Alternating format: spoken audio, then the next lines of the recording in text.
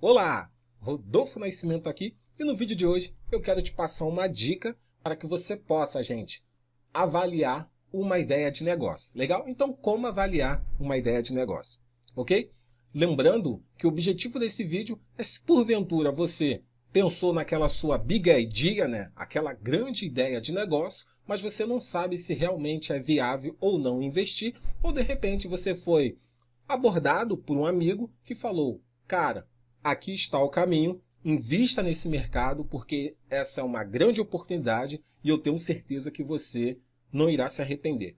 Então, existem 5 passos que você pode avaliar se de fato essa ideia de mercado é viável. Não necessariamente significa que esses passos são cruciais, mas você vai perceber que eles são essenciais para que você possa avaliar uma ideia de negócio. Legal? Bom, o nosso primeiro passo é simplesmente você fazer uma análise de mercado.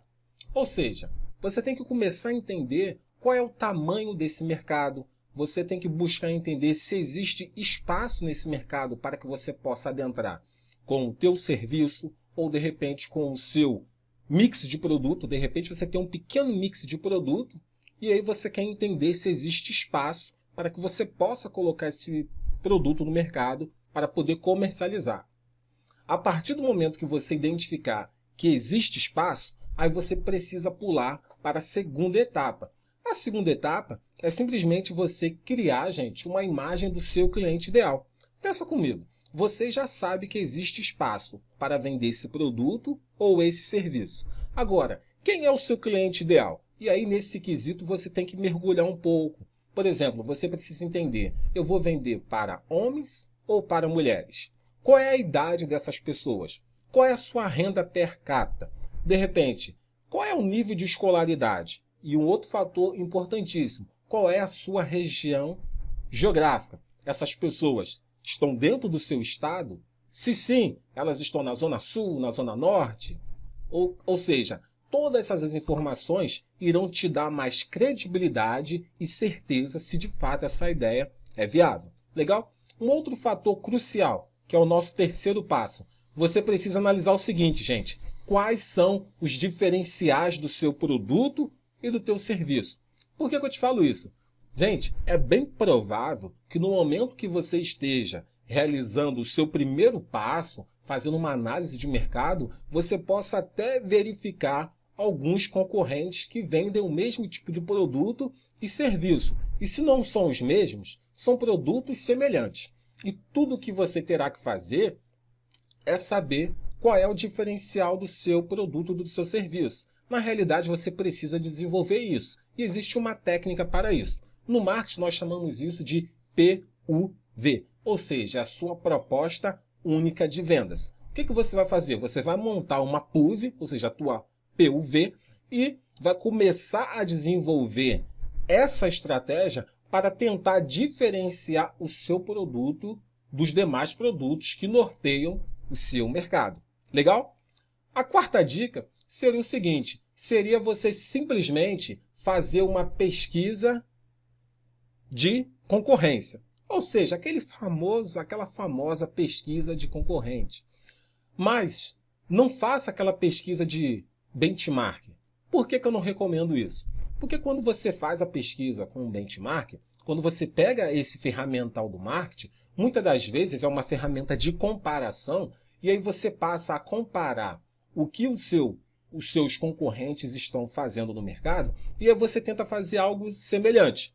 A essência dessa ferramenta é isso. Só que o que acontece é o seguinte: eu já observei muitas pessoas, na hora de fazer o benchmark, ela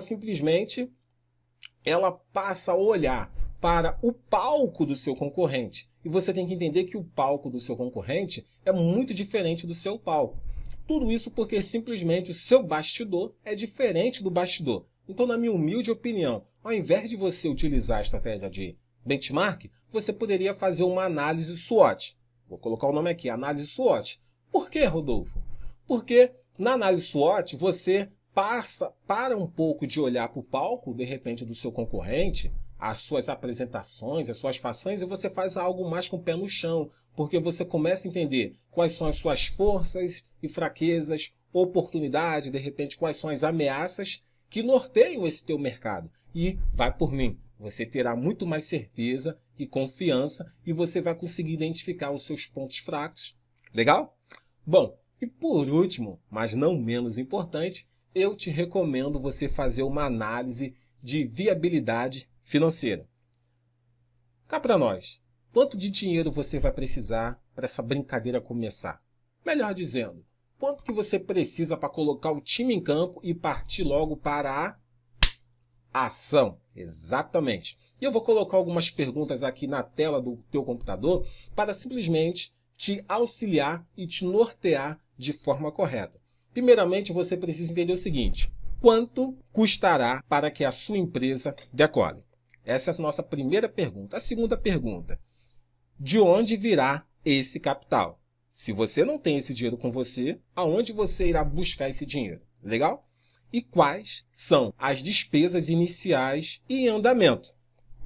Qual é o seu potencial de ganho quando você estiver em funcionamento? Quando a sua empresa começar a operacionalizar, e como você preencherá as lacunas financeiras entre o processo de inicialização e a lucratividade. Vá por mim, eu tenho certeza, se você pegar esses 5 passos e começar a olhar para a sua big idea, você vai conseguir enxergar ela de uma forma muito mais diferente e muito mais pé no chão, e não necessariamente que isso vai inibir a sua ideia, a sua iniciativa.